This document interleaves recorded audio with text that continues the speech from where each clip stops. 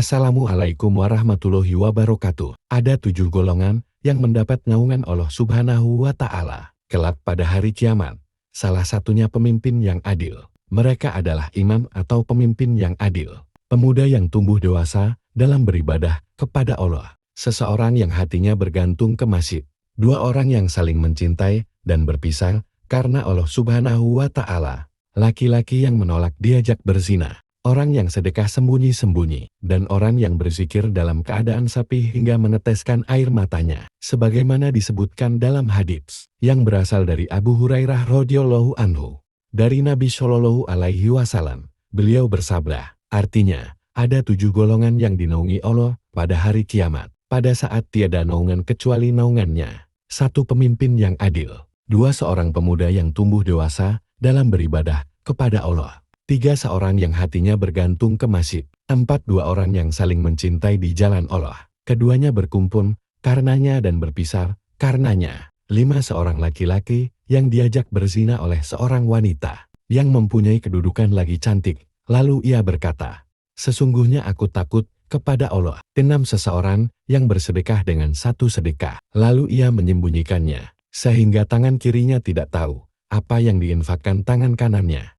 7. Seseorang yang berzikir kepada Allah dalam keadaan sapi, lalu ia meneteskan air matanya. Hadis riwayat Bukhari, Muslim, Malik, An-Nasai, dan lainnya. Menurut Imam Samsuddin Al-Qurtubi dalam kitab At-Tazkirah, pada hari kiamat kelak, orang yang berada di bawah naungan Allah Subhanahu wa Ta'ala, dalam riwayat lain naungan ais Allah Subhanahu wa Ta'ala, posisi matahari pada hari kiamat akan berada di atas kepala manusia, dalam jarak yang begitu dekat, yakni sejauh beberapa lengan.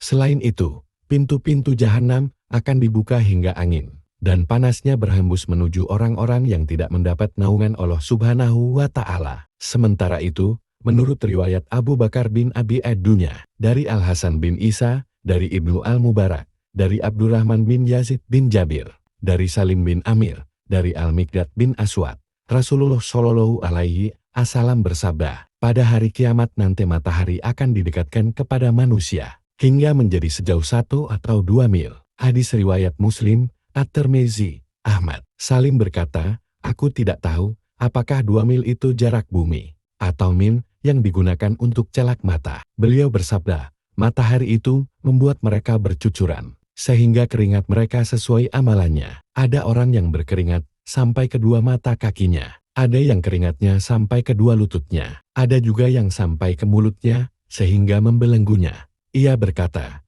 aku lihat Rasulullah Shallallahu alaihi wasallam memberi isyarat dengan tangannya ke mulutnya sambil bersabda, memberangus mulutnya. Demikian seperti diriwayatkan At-Tirmizi dari Suwaid bin Nasar dari Ibnu Al-Mubarak. Ia mengatakan hadits tentang kondisi matahari pada hari kiamat tersebut hasan sahih. Adapun Imam Muslim meriwayatkan hadits tersebut dari Al-Hakam bin Musa, dari Yahya bin Hamzah, dari Ibnu Jabir dengan redaksi seperti itu. Wallahu alam. Wassalamualaikum warahmatullahi wabarakatuh.